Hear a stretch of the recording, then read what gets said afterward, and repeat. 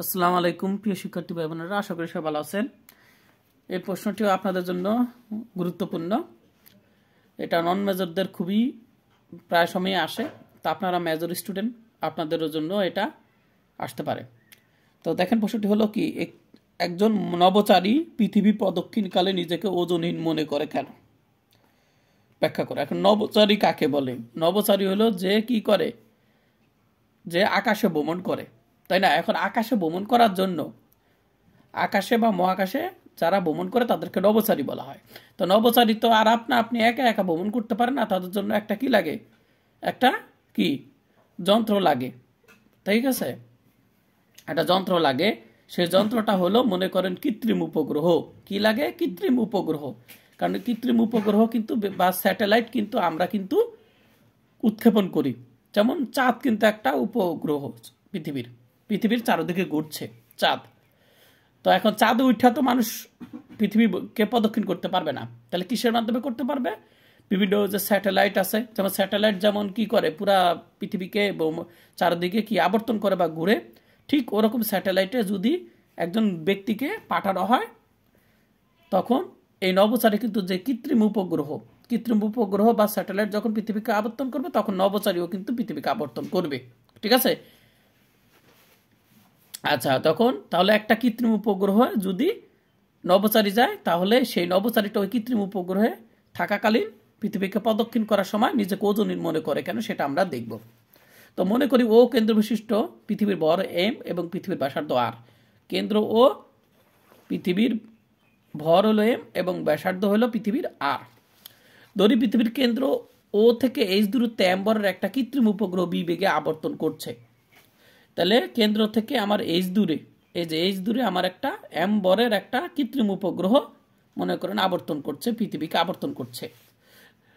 কোন বেগে? ভি বেগে। এইটা কোন বেগে আবর্তন করছে? ভি বেগে আবর্তন করছে। কথা বুঝতে পারছেন? আচ্ছা, মহাকর্ষীয় সূত্র অনুসারে আমরা জানি মহাবিশ্বের প্রতিটি বস্তু কণা একে অপরকে আকর্ষণ করে। যেমন এটা হলো পৃথিবী আর এটা হলো কৃত্রিম উপগ্রহ। তাহলে এইটাও একটা বস্তু, পৃথিবী একটা বস্তু, ঠিক আছে? পৃথিবী একটা বস্তু, তাহলে এরা একে অপরকে কি করবে? আকর্ষণ করবে। তাহলে এই আকর্ষণ বলের মানটা কত? মহাকর্ষীয় সূত্র অনুসারে এম ভরের উপগ্রহের উপর পৃথিবীর যে কেন্দ্রমুখী বল, সেই কেন্দ্রমুখী বলটা হবে কত? মহাকর্ষীয় সূত্র অনুসারে আমরা জানি এফ সমান সমান জি এম এম ডিভাইডেড আর স্কোয়ার। তাহলে মহাকর্ষীয় সূত্র কি? মহাকর্ষীয় ধ্রুবক বড় বস্তুর ভর, ছোট বস্তুর ভর, আর হইলো দুটা বস্তুর মধ্যকার দূরত্ব স্কোয়ার। তাহলে দেখেন আমাদের এই যে বড় বস্তু, ছোট বস্তুর ভর এম এম, এই যে এম এম, আর এটা হলো মহাকর্ষীয় ধ্রুবক, আর আমাদের এটা হলো আমাদের কি দূরত্ব। তো দূরত্বটা কত? এখান থেকে এটা দূরত্বটা কত আপনারা একটু খেয়াল করে দেখেন। এইখান থেকে এতটুকু হলো আমাদের দূরত্ব হলো আর, এখান থেকে এতটুকু দূরত্ব হলো আর। আর পৃথিবী থেকে, এটা কিন্তু পৃথিবী থেকে ওই কৃত্রিম উপগ্রহের দূরত্ব হলো কিন্তু আমাদের এইচ, এখান থেকে এই দূরত্ব হলো এইচ। আর এখান থেকে এটা যেহেতু আর, তাহলে এখান থেকে এতটুকু হলো আর। তাহলে কেন্দ্র থেকে একেবারে আমি যদি উপগ্রহের দূরত্ব হিসাব করি, তাহলে এখান থেকে এই পর্যন্ত, তাহলে দূরত্বটা হলো কত? আর প্লাস এখান থেকে এতটুকু হলো এইচ। তাহলে আমি কি দূরত্ব বলতে পারি আর প্লাস এইচ হোল স্কয়ার? আর স্কয়ারের জায়গায় আমি আর প্লাস এইচ হোল স্কয়ার লিখতে পারি।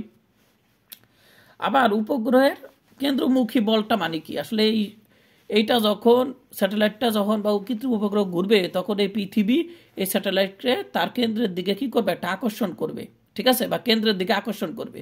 এই জন্য এটাকে বলা হয় কেন্দ্রমুখী বল, ঠিক আছে? এই জন্য এই যে F1 বলটা কোন দিকে কাজ করবে? কেন্দ্রের দিকে কাজ করবে। এই জন্য F1 দিয়ে আমি কিন্তু কেন্দ্রের দিকে এখানে তীরচিহ্ন দিয়ে দিয়েছি। আবার উপগ্রহের উপর পৃথিবীর কেন্দ্রবিমুখী বল। আবার এইটা যখন, এই উপগ্রহটা যখন এভাবে ঘূর্ণয়মান থাকবে, তখন কিন্তু এই উপগ্রহটা বাইরের দিকে, তার বাইরের দিকে একটা কেন্দ্রের বিপরীত দিকে, অর্থাৎ কেন্দ্র বিমুখী বল, অর্থাৎ বাইরের দিকে একটা বল অনুভব করবে। সেই কেন্দ্র বিমুখী বলের সূত্রটা হলো এফ সমান সমান এম বি স্কয়ার ডিভাইডেড আর, অর্থাৎ ভর গুণ বেগ স্কয়ার ডিভাইডেড দূরত্ব। এটা হলো কেন্দ্র বিমুখী বল। তাহলে একটা বস্তু ঘূর্ণয়মান থাকলে তার উপর দুইটা বল কাজ করে, একটা কেন্দ্রমুখী আর একটা হলো কেন্দ্র বিমুখী। কেন্দ্রমুখী যেটা, সেটা হলো মহাকর্ষীয় সূত্র অনুসারে আমরা পেলাম, আর আরেকটা হলো কেন্দ্র বিমুখী বল, সেটা আমরা এই সূত্রের সাহায্যে বের করব। তো এই বলটাকে আমরা F2 ধরলাম, F2 ধরলে mv স্কয়ার ডিভাইডেড দূরত্ব, এই যে rটা হলো আমার দূরত্ব, তা দূরত্বটা কত r প্লাস h। তাহলে আমার এখানে দুইটা বল আছে, কয়টা বল, তারপর দুইটা বল কাজ করবে। এখন দেখেন তো যে আমরা যে বিভিন্ন বঙ্গবন্ধু স্যাটেলাইট বলেন, বিভিন্ন স্যাটেলাইট বলেন, এগুলো কিন্তু পৃথিবীকে প্রদক্ষিণ করে ঘুরতেছে। কোন স্যাটেলাইট কি এমন হয় যে পৃথিবীতে চলে আসছে, এরকম মনে হয়? কোন স্যাটেলাইট পৃথিবীতে চলে আসছে বা কোন স্যাটেলাইট তার কক্ষপথ থেকে, যে কক্ষপথে আবর্তন করছে, সেই স্যাটেলাইট থেকে দূরে সরে গিয়ে অনেক দূরে চলে গেছে বা অন্য গ্রহে চলে গেছে, এমন কথা আমরা শুনতে পাই না। অর্থাৎ এই স্যাটেলাইটের উপরে পৃথিবীর যে আকর্ষণ বল বা কেন্দ্রমুখী বল, তার মানটা হইল, তার মান আর হইল কেন্দ্র বিমুখী বল, অর্থাৎ তার বাইরের দিকে যে ক্রিয়াশীল যে বলটা, এই দুইটা বলই হইল সমান। এই দুইটা বলই সমান হইলে কিন্তু এই স্যাটেলাইটটা তখন আর কেন্দ্রের দিকে আসবে না, দূরেও যাবে না। ঠিক আছে, যেই জায়গায় ছিল, যেই কক্ষপথে আছে, সেই কক্ষপথে থেকেই কিন্তু তখন এই কৃত্রিম উপগ্রহটা পৃথিবীকে আবর্তন করবে। তাহলে এই স্যাটেলাইটকে যদি আমরা নিজ কক্ষপথে স্থির রাখতে চাই, তাহলে কিন্তু আমরা বলতেই পারি যে এই কেন্দ্রমুখী বল আর এই যে কেন্দ্র বিমুখী বল, এই দুইটা বল কিন্তু সমান। তাহলে আমি বলতে পারি উপগ্রহটি যখন তার সাম্যাবস্থা থাকে, মানে তার নিজস্ব কক্ষপথে থাকে, এই জায়গায় যখন নিজস্ব কক্ষপথে থাকে, দূরেও যায় না, কাছেও আসে না, তখন আমরা বলতে পারি এই F1 এবং F2 এই দুইটা বল তার উপরে যে ক্রিয়া করে, এই দুইটা বল সমান এবং এদের দিক কিন্তু বিপরীতমুখী। এই যে একটা এদিকে কাজ করে, আর F2 বল, কেন্দ্র বিমুখী বলটা কাজ করে কেন্দ্রের বিপরীত দিকে। এদের বলটা সমান কিন্তু এদের দিক বিপরীতমুখী। এটা আমি বলতে পারি কখন? যখন উপগ্রহটি সাম্যাবস্থায় থাকে।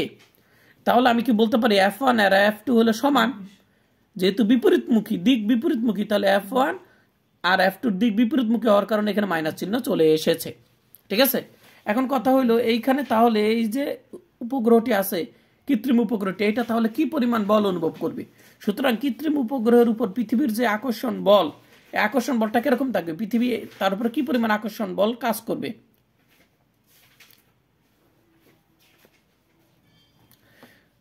তাহলে আমি দেখতে পাচ্ছি F সমান সমান F1 যোগ F2, মোট বলটা আমি যোগ করলাম। যোগ করার ফলে আমি দেখলাম F1 এর মান কত, একটু আগে দেখলাম -F2, তারপরে ক্যালকুলেশন করলে -F2 প্লাস F2 কত হয়? 0 হয়। তাহলে দেখা যাচ্ছে কি, যেহেতু কৃত্রিম উপগ্রহের উপর পৃথিবীর আকর্ষণ বলটা কত বের হয়েছে? 0। তাহলে ওই কৃত্রিম উপগ্রহের ভিতরেই তো বসে আছে নভোচারী।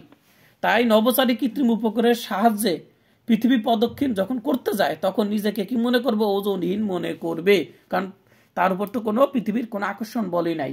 আর কোনো কিছুর যদি আকর্ষণ বল না থাকে, তাহলে সে নিজেকে ওজনহীন মনে করবে। কথা বুঝতে পারছেন? তো ক্লাসটি কেমন লাগলো অবশ্যই জানাবেন।